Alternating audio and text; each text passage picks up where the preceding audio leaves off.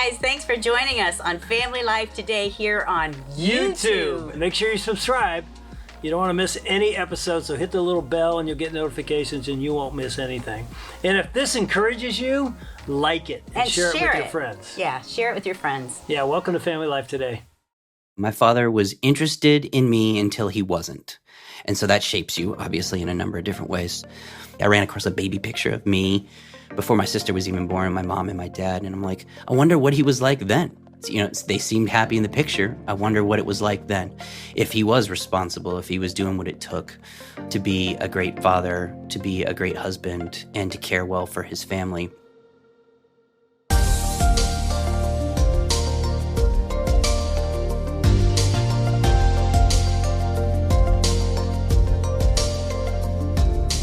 Welcome to Family Life Today, where we want to help you pursue the relationships that matter most. I'm Ann Wilson. And I'm Dave Wilson, and you can find us at FamilyLifeToday.com or on our Family Life app. This is Family Life Today.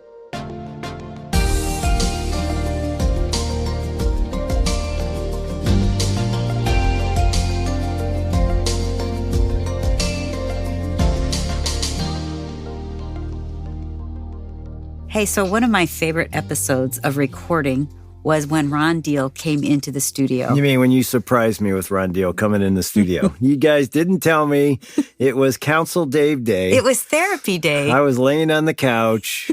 No, I mean, we didn't end up there. But, you know, Ron did such a good job walking me back through my life in a stepfamily. It was powerful. I think I was crying half the time because I don't know if I've always realized how difficult that can be. Yeah, he pulled out some things in me that, you know, Ron has a gift of doing this. He really does. And he's back with us today in the studio. Thankfully, it's not to investigate my life. But Ron, welcome back to Family Life Today. It's always a joy to be with you guys. Thanks for having me. Yeah, and it wasn't a surprise today either. We knew you were coming in, and you're going to be talking to Shelby Abbott. We get to listen to your Family Life Blended podcast where you sat down with Shelby. Tell us a little bit about Shelby and what you guys are going to talk about. Yeah, I'm excited. Shelby is on staff with us here at Family Life. He is an author. Campus ministry is something he's very passionate about. He's a conference speaker. He's written a number of books, Pressure Points, Doubtless, wrote a book on cohabitation called What's the Point? And he's starting a new podcast on the Family Life Podcast Network called Real Life Loading. But we had to interview him about his family growing up. He too, like you, grew up in a blended family. And so on one of our episodes, I sat down with him and talked about his life growing up. And I got to tell you, it's a beautiful story. As our listeners listen to this, first of all, you're going to be reflecting on your own childhood, your own family. We all do this when we listen to other people's stories. It makes us think about our life and what was good and some of the residue that's not so good and how we deal with that. And so does Shelby. He's very vulnerable and open. But you're going to hear how some of the pain in his life, but you're also going to hear about the grace that God brought to his life in the form of his stepdad. It's really a beautiful story. Well, Ron, this episode of your podcast is part of a series called Growing Up in a Blender. To talk about what is that series about? So really, we do a deep dive into the childhood experience of somebody, looking back at their life growing up in a blended family. And here's how it serves the listeners today. If you are in a blended family, maybe you're parenting a child or step-parenting a child, or you're a grandparent and your step-grandchildren, you're trying to figure out relationship with them, listen for the nuances of what it is to be a child and what they need and what you can learn from this in your own family. But maybe you're not a part of a blended family. Still, you can be listening, reflecting on your own childhood journey, the things you learned, the things you want to do away with now that you're an adult, and the things you want to keep.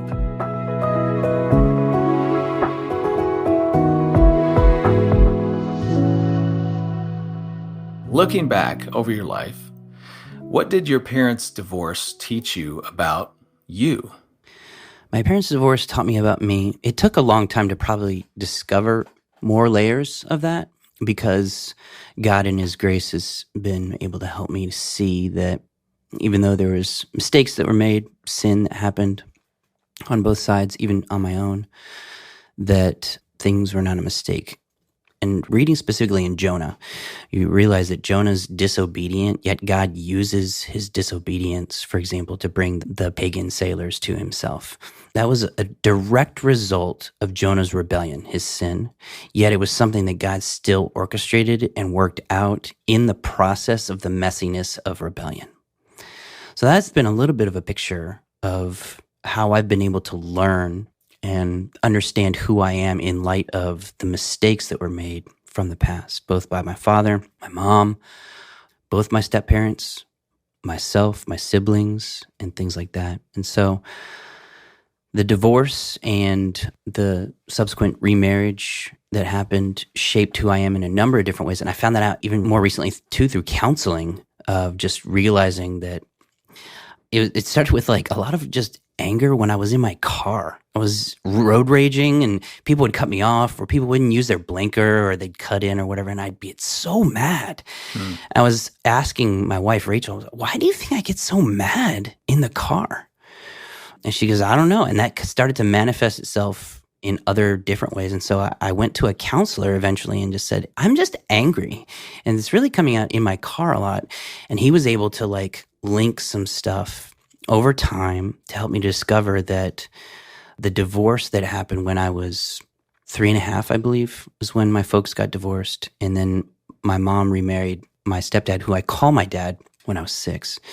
And just discovering that my kids at the time were around my age when I was struggling with this anger. So I'm like, oh, my kids are like 3, 4, 5 right now. And that's what was kind of triggering some stuff for me, of just knowing that there was an abandonment there was some hurt and anger, some wounding that happened at that particular time in my life. And I was seeing that kind of in my children at the time, just because of their age. Their age was close in proximity to where I was at the time. Yeah, I got to imagine that you as a dad wanted to protect your children, seeing them at that age, seeing them as vulnerable as they are at that age, and then going, that was me. Who was looking after me? Exactly. And that's what the counselor was able to help draw out of me and help me to see. So there's all these personality tests that people do, but Enneagram's gotten more popular, and for better or worse, whatever that is, one of the things about my Enneagram personality is I'm an 8, and therefore I'm a protector, and I will confront people as well in the spirit of protection, which usually, according to the tests, kind of link back to childhood trauma. And I discovered that over time, that I'm very fiercely protective of my kids. And I think you're exactly right, seeing them in this moment, wanting to protect them, and knowing the injury that did happen to me as a result of my parents getting divorced and subsequent, popping around. My mom had custody of me and my sister. We would have summer visitation with my dad, with my father. And so that caused like a number of different key issues in my life that shaped me into who I am today. Of course, again, that didn't come out until I was in my, late 30s, early 40s, where I discovered, this anger that's been here, it's been here for a long time as a result, going back all the way to when I was 3, 4 years old. Right. You only saw the vulnerability of yourself when you were finally looking at your own children. Mm-hmm. I'm so glad to hear you say, and I believe it's true, the right understanding of God helps us cope with things that have happened to us in our life. On our journey to getting that right understanding of God, we often feel lost and confused and don't know how to cope with some of the things that have happened to us. You wrote at one point, in a very real sense, my stepdad has been my dad ever since I was 6, and I praise God that he's been a stable presence in my life from such a young age. As I think back, however, I can't help but wonder what would be altered today if things had gone differently, if my father had never cheated and my parents had never divorced. Let's talk about that part of you that can't help but wonder what life would have been like had none of that ever happened. Yeah, it's a deep question. It's a hard question, because I don't really know my father. My father was interested in me until he wasn't. And he's shown some more recent interest in me, again, after I went to that funeral. And that's been difficult for me from the time I was about 15 onward until my early 40s. he just hasn't really been interested in me. And so that shapes you, obviously, in a number of different ways. So it's difficult for me to look back and go, what if my father, if he wouldn't have cheated on my mom, if he wouldn't have been selfish, if he wouldn't have been a child in many ways as an adult? It's difficult for me to even process that because that person doesn't exist in my mind, in my heart. I'm sure there were times when he was great. And looking back on that when I was like a baby, I ran across a baby picture of me before my sister was even born, my mom and my dad. And I'm like, I wonder what he was like then. They seemed happy in the picture. I wonder what it was like then. If he was responsible, if he was doing what it took to be a great father, to be a great husband, and to care well for his family. Unfortunately, that's just never been a part of my memory that incorporates my dad. So I wonder back, and does your sin define you? Well, when you're in Jesus, no, it doesn't define you. But in many ways, the sinful decisions that my father made shaped who he is as a person, and I wouldn't want that guy as my everyday dad. Mm-hmm. I'm thankful for the gift of grace that God gave me in my stepdad, who, again, I call my dad. So he's the one who taught me table manners. He's the one who taught me how to drive a stick shift. He's the one who made fun of me when I liked girls. He was the one who, would drop me off. I hated this. My sophomore year, he would drop me and my sister off at school. And every single time in front of the school, he would honk the horn and wave, "Bye, kids. Have a great day. I love you." And I was like, oh, I hate this so much. But looking back on it, I love that. I love that he did that. And so he, in many ways, has been the gift of the stability that I needed, not only with me and my sister, but with my mom. He loves my mom, and he always has loved my mom. And I praise God for who he is in my life. And he shaped not just my relationship with him, but my relationship with my mom, with my sister. And those have been gifts of goodness, of grace. Yes, absolutely. It seems to me we should ask the same question I started with when I asked, what did your parents' divorce teach you about you in terms of your identity and your belonging and, how much you mattered to people? I think we should ask it about your stepdad too, because it seems like his involvement has been a gift of grace. Mm-hmm. What has his involvement in your life taught you about you? How has that helped shape your identity today? Well, that I have value. I think that he never, ever treated me like a stepson. That typical, what you hear, that negative connotation of a stepchild. He never treated me like that. I never felt like I was the second-rate child to his biological children. I never felt like that. He always cared for me well, loved me, taught me responsibility, disciplined me where I needed to be disciplined. Of course, he has his flaws too, but, tracing things back to that original event and how it shaped me for all the bad things, there are all the good things that have happened as a result. And we're still works in progress. But he, in many ways, I feel more comfortable with him as a parent than even sometimes with my mom. He's a lot more of an easygoing personality, and he's easy to talk to. Granted, we have some of the same similar interests, and maybe that's as a direct result of him. I have a deep respect for the military. I have a deep respect for a hierarchy of authority because of who I saw him to be. He's a very, very hard worker. He graduated from high school and enlisted in the military, in the Air Force, made enough money to be able to pay for his own college, went to college, graduated in 2.5 years, and then went back in as an officer and retired as a full colonel, which he was offered at the time of retirement to become a brigadier general, and he just wanted to get out. And so he works very, very hard. He's not lazy at all. And I learned my work ethic from him in a lot of ways. I learned, like I said, respect for authority. He's helped me to appreciate even fun things like the NFL a lot more because he's way more into the NFL than I am. I'm into the NFL, but he's really into it. And so I love talking football with him. He taught me how to golf when I was real young, when I was like 12. Sounds like he's just really been a big influence in your life. He's been a huge influence in my life. And in many ways, I don't consider him anything other than my dad. He's not my stepdad. I've never called him my stepdad. I never called him Dave by his first name. He was always dad to me.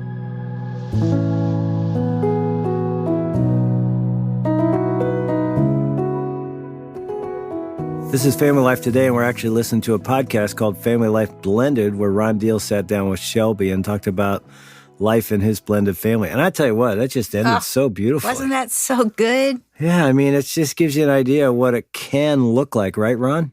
Yes, it does. And for all the grief we give step-parents sometime and the grief they take from the negative stereotypes that society lays on them, I mean, here's a picture of a stepdad who came in and made a difference. Stepped up, loved on Shelby, and grace comes in various forms, right? Yeah. And sometimes it comes in a person that you would have never chosen or never expected to come into your life. Yeah, so let's go back to the conversation where you asked Shelby a pretty pointed question. In other words, should a parent tell his child about the divorce? So let's hear what he had to say.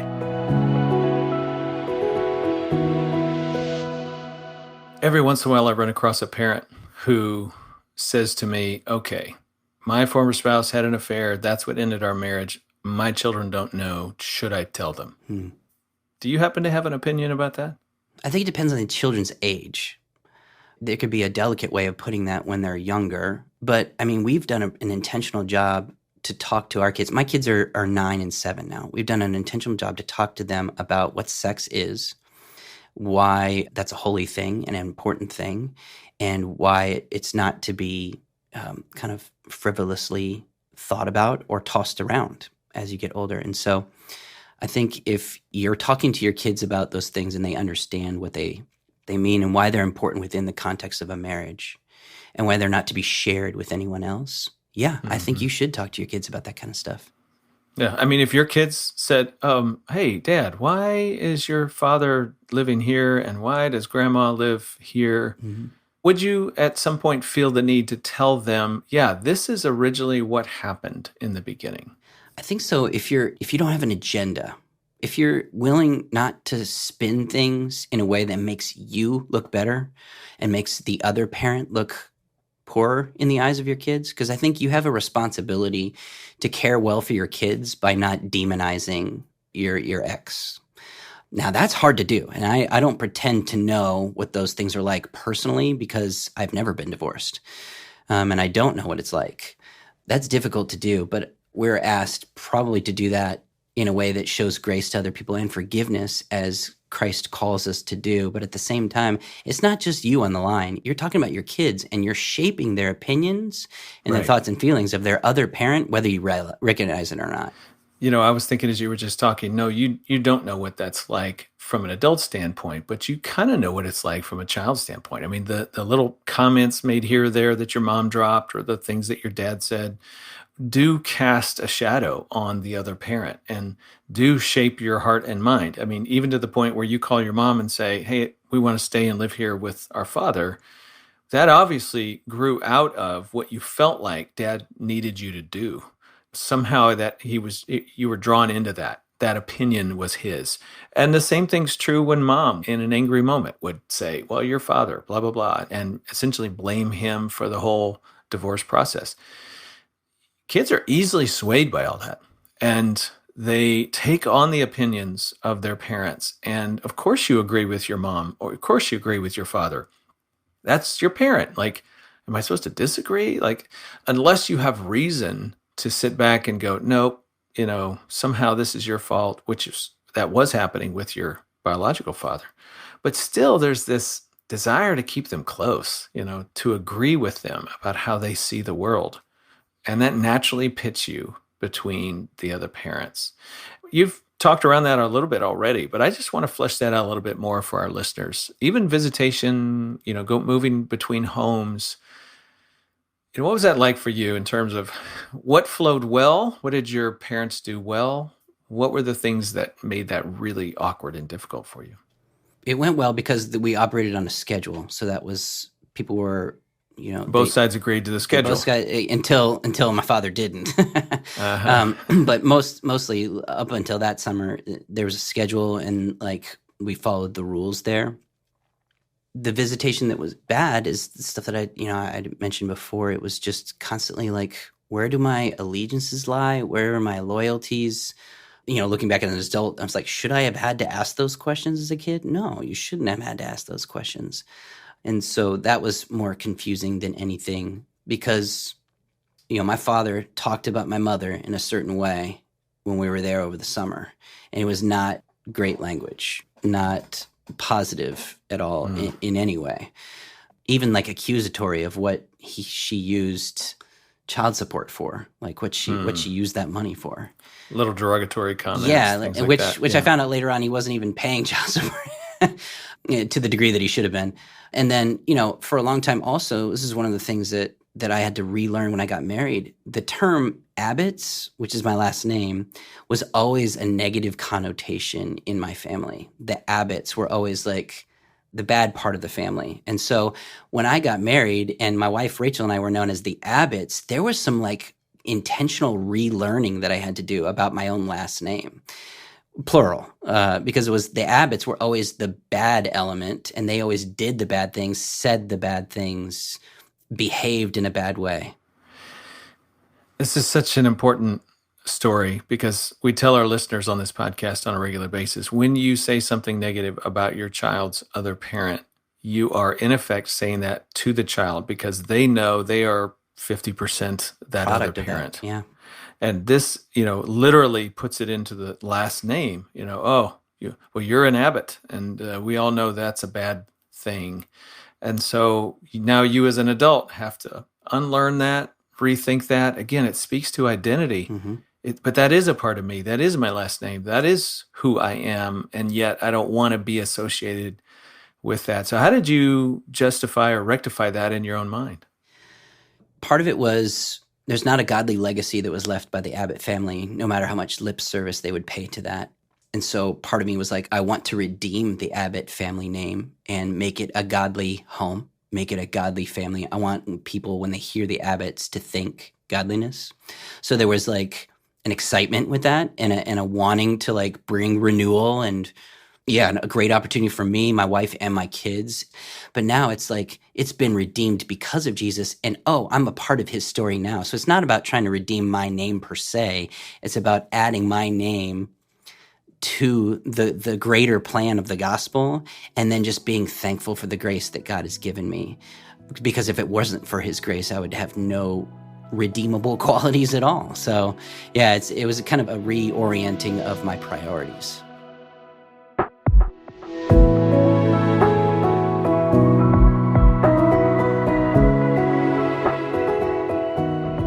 We're listening to Family Life Blended with Ron Deal and Shelby Abbott on Family Life today.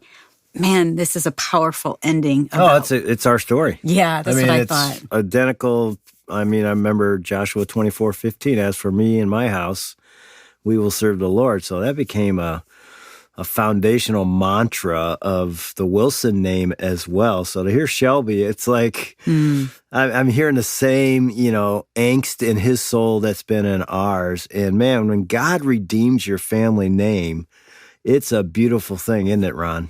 It sure is. And guys, you know this. The meta story of Scripture is not that we finally get perfect and bring our perfection to God for his acceptance and approval, but that instead we bring our imperfection and he lays perfection on it in the form of Jesus Christ and the cross, and our narrative changes. We say all the time, our little slogan at Family Life Blended, our unofficial slogan, is you can't change your past or your story, but you can change the story you tell about your story. This is the woman at the well. She comes to the well in shame. She's hiding. She's embarrassed. She can't change that family narrative of her life and relationships. But Jesus enters the picture, changes what it means. Now all of a sudden, she is an instrument of God, redeemed by him, and now she's using her story to tell other people to come meet Jesus. She couldn't change her past, but she changed the story she told about her past. It's a redemptive story, and Shelby's doing that for his family and the Abbott family name, and it's a beautiful picture of God's grace. What a great reminder for all of us that God, that's what he does.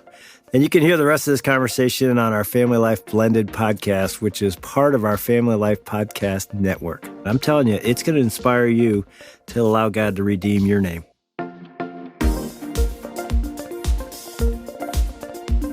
I'm Shelby Abbott, and you've been listening to Dave and Ann with Ron Deal on Family Life Today.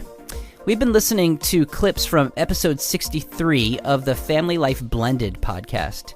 You can hear the rest of my conversation with Ron in the full episode. Just search for Family Life Blended wherever you get your podcasts, or click the link in today's show notes at familylifetoday.com. Now, next week, Dave and Ann Wilson are going to be joined by several guests, including Jen Oshman. Jen is going to unpack outward beauty, purpose, meaning, body image, and gender. It will not be boring. That's next week. On behalf of Dave and Ann Wilson, I'm Shelby Abbott. We'll see you back next time for another edition of Family Life Today.